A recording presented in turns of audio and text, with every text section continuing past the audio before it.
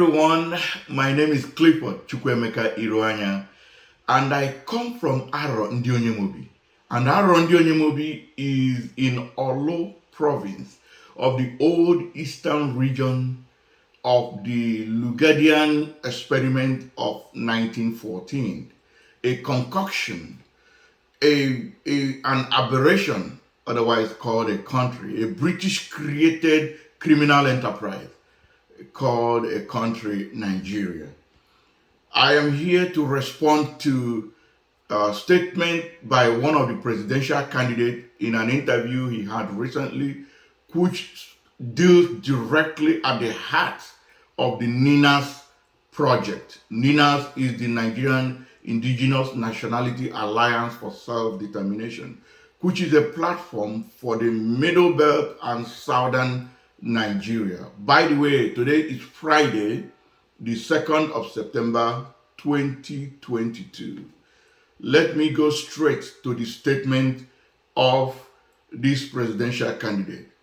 And it is titled that Constitution is not the problem, but bad leadership. That was how he started it. And I'm going to read directly word for word what he said. He said, Constitution is not what is keeping us where we are today. 2, it is bad leadership. 3, notwithstanding the Constitution, you can drag everybody along. Number 4, we can still make the country productive. And finally, he said, Economic Council in the Constitution says that the state and federal government will meet once in a month to decide economic future of the place. Now, let me respond. And I will start with the very last comment, then I will go back to the first one, where he said, what is the Economic Council for? Economic Council in the Constitution says that the state and federal government will meet once in a month to decide economic future of the place. Let me start with a correction. Economic Council is in the Constitution, quite all right, and it is established in Section 153, subsection 1H, Section 153, subsection 1H of the fraudulent 1999 Constitution. The Economic Council is detailed in Schedule 3, Part 1, Section 18 and 19.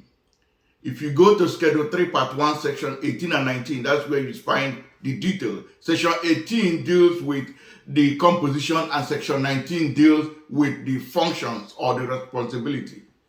Now, what is the composition of Economic Council? The Economic Council is composed of 38 members, 38. That is the 36 governors of the state and the vice president of the country and the governor of central bank. So if you add the vice president and the governor to the 36 governors, you have 38. That is what is there in Section 18 of Schedule 3, Part 1. Now to Section 19, that is where the responsibility of the Economic Council was stated. And it stated that it is a mere advisory body. Let me repeat that. The Economic Council is just a mere advisory body to the president. They do not decide on the economic future of the country. Secondly, there is no place in that Constitution where the frequency of their meeting was stated. So for this presidential candidate who is supposed to be adept with the Constitution that he's going to swear to, saying that the Economic Council, that the Constitution says that the Economic Council will meet every month, that is a pure lie. Why am I going this detail? Because it is good if you say something is sweet, like they say in the parlance of where I come from. You need to tell us how sweet it is. You don't just roll out words and without concrete evidence. This is the same candidate who goes about quoting economic status, so percentage of this, so percentage of this, and he has never backed it up with his source or his research. Anyway, that is that on number 5 rather. Now let me go back to the first one where he says constitution is not what is keeping us where we are today. Now I ask, what is it that is keeping us where we are today? Why is it that the coal in Enugu is hijacked by the federal government? Is that not where we are today? Why is the oil and gas in the Niger Delta owned by the federal government? Is that not where we are today? Why is it so? Because the constitution made it so. Why is Kano getting more money from the sales of crude oil than Bayelsa when Kano produces zero of crude oil?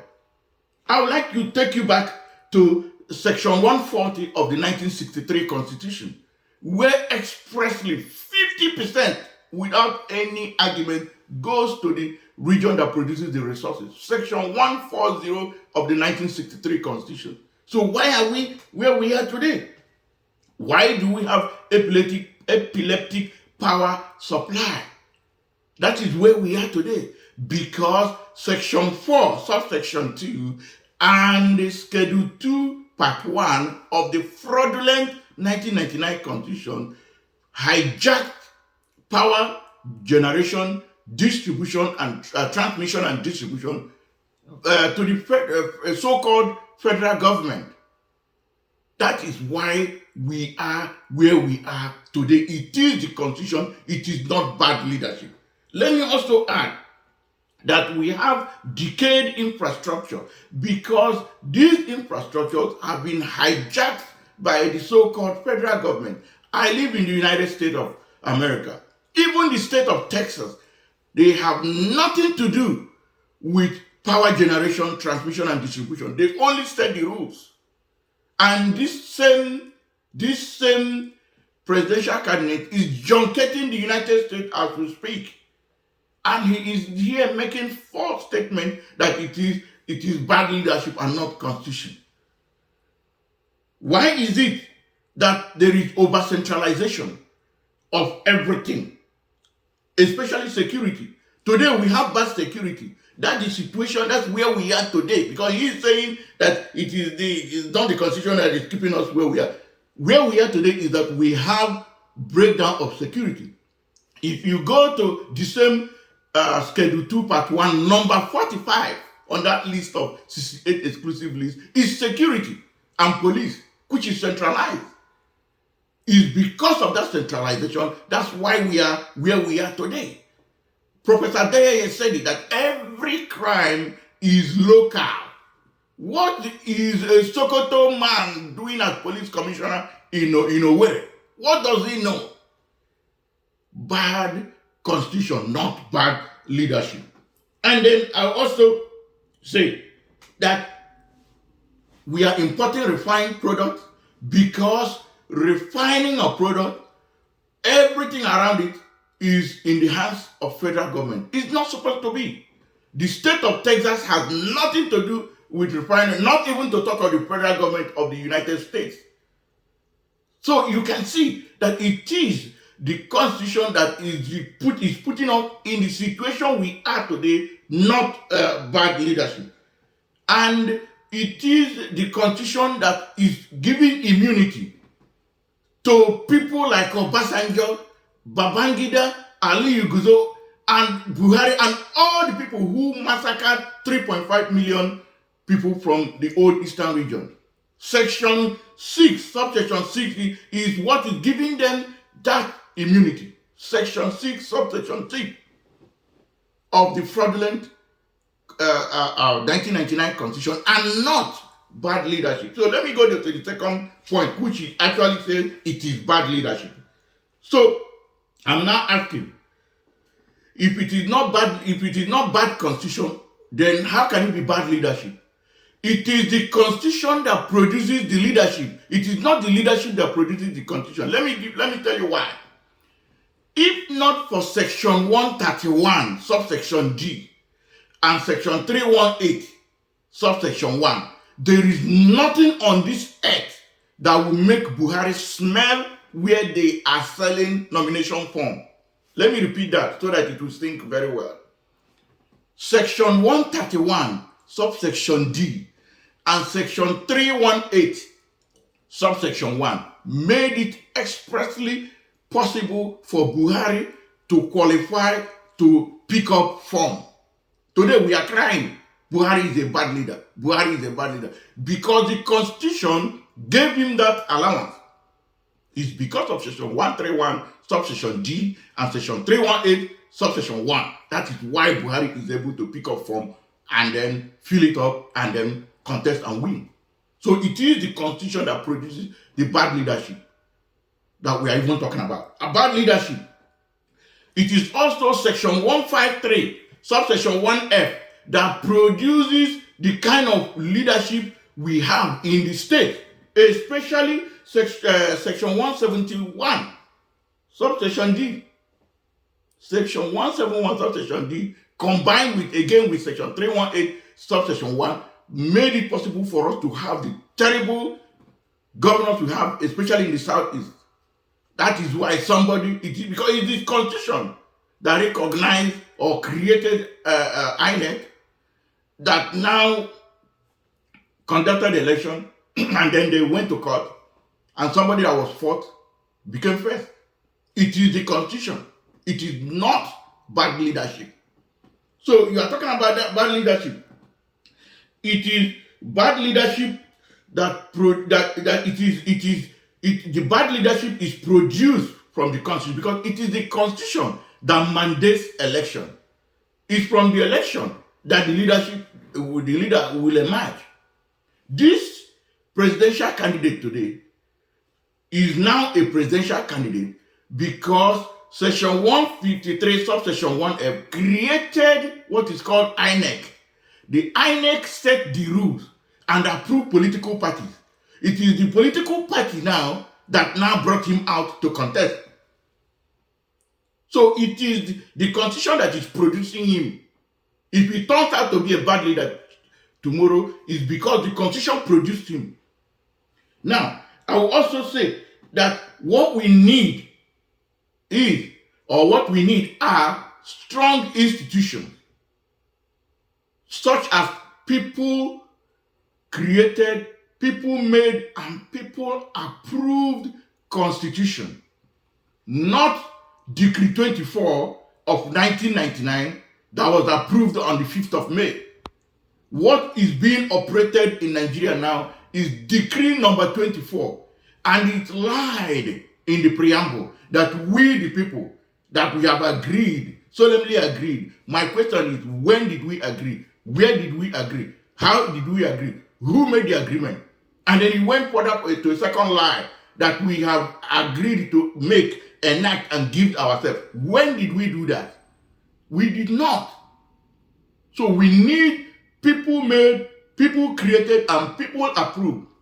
I earlier cited the 1963 Constitution. The 1963 Constitution was approved by the people. There is nowhere in the world where you have a constitution that will not be subjected to a national referendum. That is the last part.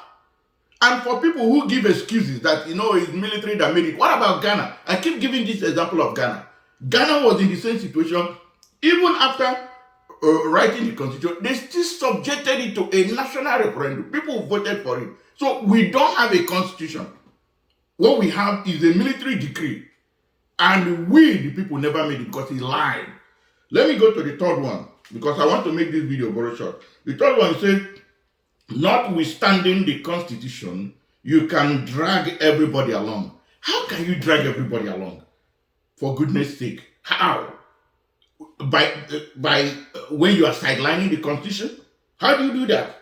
Let me remind you that you presidential candidate, that according to section 140, subsection 1 of the fraudulent 1999 constitution, you can only become active as a president when you do two things. 1, you declare your asset. 2, you subscribe to Schedule 7. For those who do not know what Schedule 7 is, Schedule 7 is oath of office and oath of allegiance. In that schedule, you will swear an oath to defend, to protect, and to preserve the fraudulent 1999 constitution. So how are you going to say notwithstanding the constitution, how are you going to drag people without sidelining the constitution? And let me even remind you that in section 143, subsection 2b, you will be charged for gross misconduct if you circumvent the constitution. And one of the reasons for tagging you gross misconduct is when you perjure, when you go against your oath. So when you take an oath to defend, preserve, and protect the constitution, and then you now drag people along, despite that constitution, you are contravening, you are committing perjury, you are going against your oath. And section 143, subsection 2b of the fraudulent 1999 constitution will subject you to gross misconduct, and that is a sufficient ground for impeachment. So you cannot, that statement of dragging, notwithstanding the constitution, you can't drag people along. You must go according to the constitution. And if that is what you are planning, sorry, you are dead on arrival, because nobody will follow you to drag them along. And by the way, who are you going to drag along? Do you know what section 48 and 49 means, which is dependent on section 3 or the fraudulent constitution? Let me go to the fourth one quickly. He said we can still make the country productive. That is the biggest lie. You cannot make the country productive when you don't have a people-made and people-approved constitution. Because the people-made and people-approved constitution will decentralize energy, infrastructure, and allow for ownership of resources by those which those resources are in their land. So that when they work their resources, in that process, people will begin to get jobs. Nigeria is running what is called a rentier economy. Rentier economy. That's what Nigeria is running, depending on one product. And that product, they stole it, they hijack it, they use the constitution to hijack it from the owner. And all they do is to get it and sell and nothing more. So for you to have a productive country, you have to decentralize everything. And you cannot do it under this fraudulent decree number 24, otherwise called a constitution. The second thing I want to say is that you must, for a country to be productive, the various regions must have full power. Let me take you back to section 79, subsection 2 of the 1963 constitution, which is the last properly made constitution in Nigeria. Section 79, subsection 2 of the 1963 constitution gives full powers to the regions to generate, transmit, distribute, and transmit electricity. And if you don't have regular electricity, that there will never be production or a productive country. Quote me, I said so. The base, the foundation of any production in any country is electricity. Without electricity, you are not going anywhere. And electricity has been hijacked by the fraudulent 1999 constitution, aka decree number 24. Number 3, Nigeria cannot be productive when all the indices of production have been seized by an omnibus federal government through the fraudulent constitution. You cannot have a federal government without a federation. A federation is a union of constitution. That means you have different constitutions from the federating unit. For you to have a federation, there must be units that will federate in order to form a federation. There is no federating unit, and there is no union of constitution. So Nigeria cannot be productive under the fraudulent 1999 constitution. Let me conclude on the following. Number 1, the problem of Nigeria is not bad leadership. I repeat, the problem of Nigeria is not bad leadership. The problem of Nigeria is the fraudulent document called the 1999 constitution. The problem of Nigeria is the fraudulent document called the 1999 constitution. Number 3, it is the constitution that mandates election, from which bad leadership emerges or good leadership emerges. So what am I saying? Garbage in, garbage out. If you have a garbage constitution, you will always have a garbage leadership. It doesn't matter. Even this presidential candidate that is making this noise, if he gets there, he will be useless because he will be powerless, he will be hopeless, he will be helpless, and he will be useless. Why? Because he will be shackled. What is he going to do about Section 162, subsections 1 and 2? What can he do about it?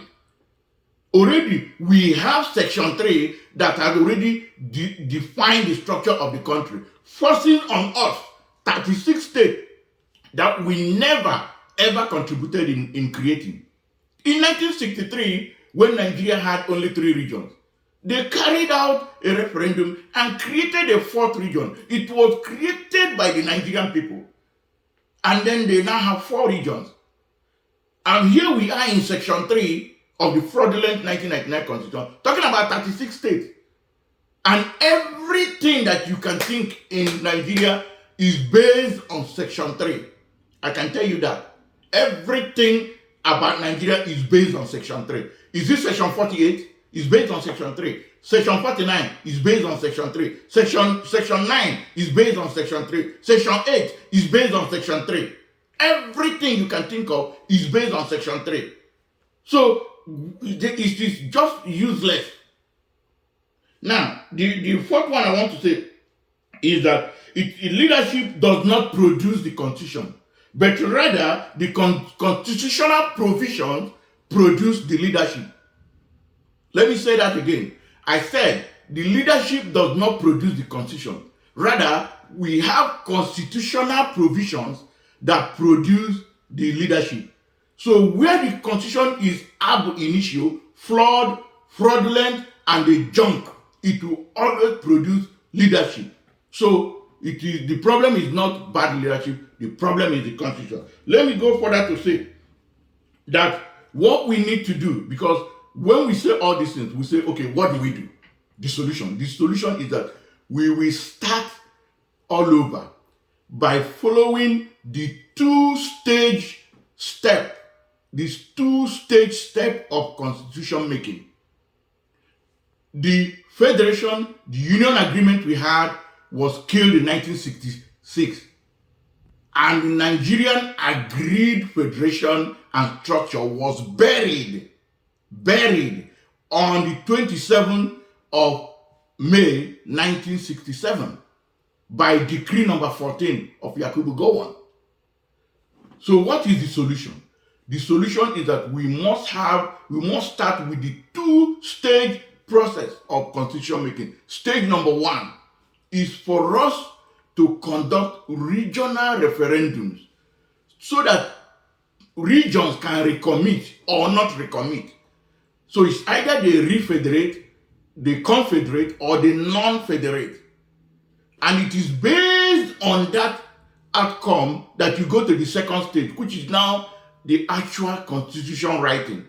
But there must be a referendum to ask the regions whether they want to continue with that union, the present chaotic union forced on us by decree number 24 of 1999. The other thing I want to say is that in order to achieve this, we must halt further preparations for 2023 election.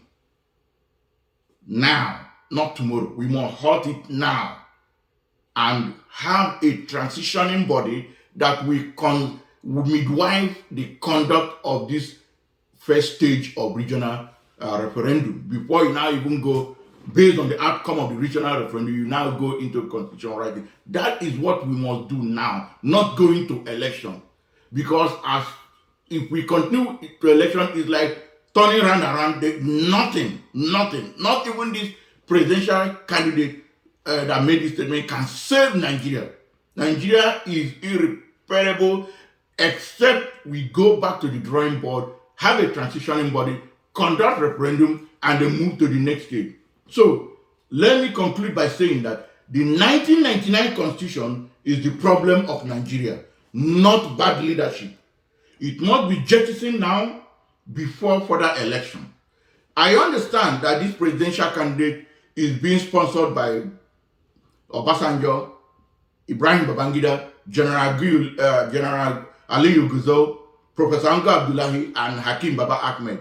These 5 gentlemen, if I will call them that, are the worst enemy of anything talking against the 1999 Constitution. They have sworn that they will shed their last blood to ensure that nothing is changed, that that Constitution remains intact, that that Constitution is not jettisoned. And so, being that they are sponsoring this presidential candidate, he has no other duty than to go along with them, thereby trying to take a stab on the heart of the NINAS project, which is taking down the 1999 Constitution by claiming that it is bad leadership and not Constitution. I am counter-claiming, and I put it to him that the problem with Nigeria is the 1999 Constitution and not bad leadership. Thank you very much, and God bless you.